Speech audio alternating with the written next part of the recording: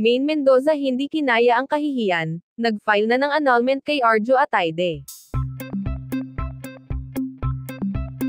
Isang malaking balita ang lumabas sa showbiz world matapos kumpirmahin na nagsampa na ng annulment case si Maine Mendoza laban sa kanyang asawa na si Arjo Ataide.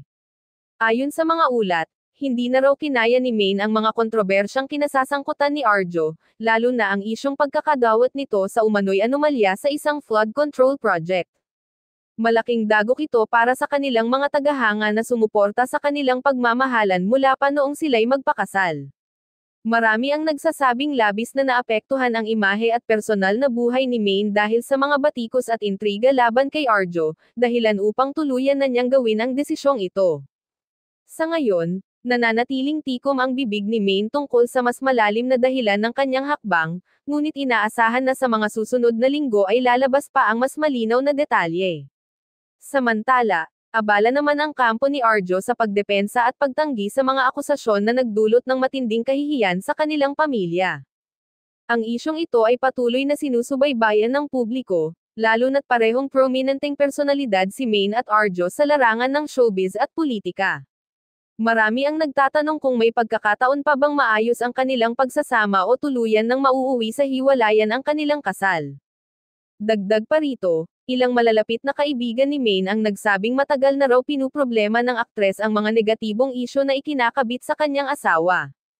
Anila, pilit pa raw itong nagtiis noong una para sa kapakanan ng kanilang relasyon, ngunit nang masangkot si Arjo sa mas mabibigat na kontrobersya, napagtanto raw ni Maine na mas mainam na wakasan na lamang ang kanilang pagsasama. Samantala, hindi rin maiwasan ng netizens na magbigay ng kani-kanilang reaksyon sa social media. May mga nakisimpatsya kay Maine at sumuporta sa kanyang desisyon, habang ang iba naman ay umaasang magkakaroon pa ng pag-uusap at pagbabalik loob ang dalawa. Nag-viral din ang hashtag na #StayStrongMaine na umani ng libo-libong komento mula sa kanyang mga fans. Sa kabila ng lahat, nananatiling abala si Maine sa kanyang mga proyekto sa telebisyon at endorsements. Ayon sa ilang source, nais niyang i-focus ang kanyang oras at enerhiya sa kanyang karera at pamilya upang makabangon mula sa mga pagsubok na kinahaharap ngayon.